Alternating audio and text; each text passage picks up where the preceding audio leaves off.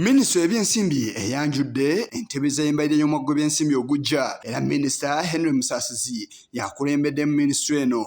Uganda shillings 204.9 trillion US dollars 55 billion by end of financial year 2023-24 and then progress to Uganda shillings 225.5 trillion in financial year 24-25, an equivalent of $60 billion.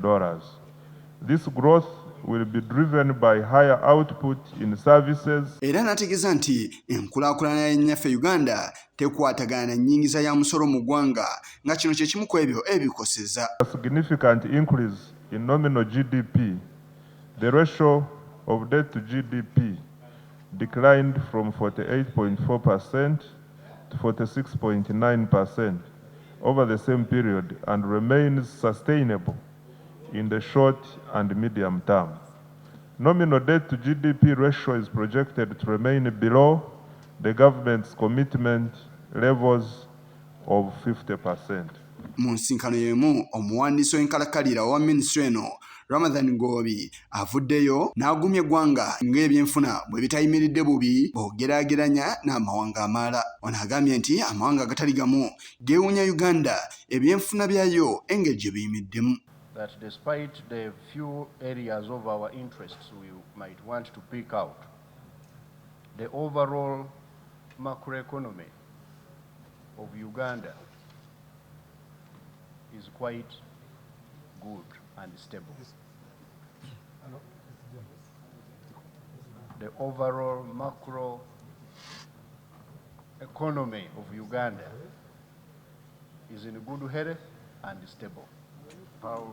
Mu mbeera ye mwategeeza nti ebyenfuna bikulira ku sipiidi nnungi okuva ku kyabaga ka COVID-19 bwe kaabalukawo. Honorable members, the economy is also recovering well and growing. It's not everywhere that economies are growing. Our economy is growing.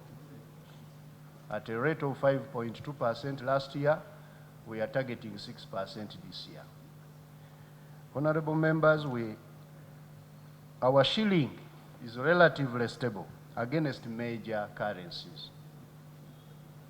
And as a result of that, we have foreign exchange in the country.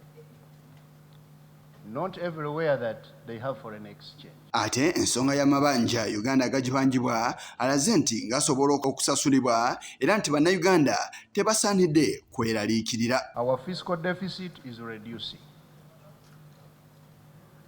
The debt is sustainable. Uganda is fully participating in international credit markets.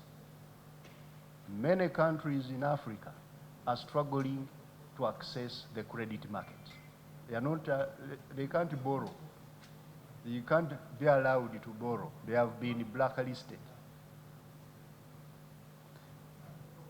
We have a good strategy also to address the risks. We know we have risks, we have challenges, which we are discussing, but we have a strategy for addressing them. Onera ekyokutema embalirira y'ebitongole ebitali bimu Goobi alaze nti kino kya kubeerawo olw'ensonga ezitali zimu omuli okusasula amabanja n'ebirala era asabye ababaka nti kino okukijjukiza abakulira ebitongole ebyenjawulo singa babeera beemulugunyiza nga balabiseeko mu bukiiko bwabwe. Government entities are going to come to you talking about our money is being reduced here and there. Kindly tell them money is supposed to reduce in certain areas because we are in a mode of fiscal consolidation. Three major things we are doing. Number one, as we mobilize more revenue.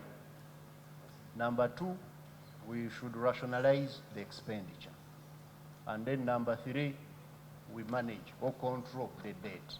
And that's what we are trying to do. Ensinkano eno yakuddamu ssabbiiti ejja era nga minisita wakuddamu ebimu ku bibuuzo ababaka bye bamubuuzizza ssaako n'okwetegereza ensonga endala. Kigongo ku lwa Channel 44 olweggulo.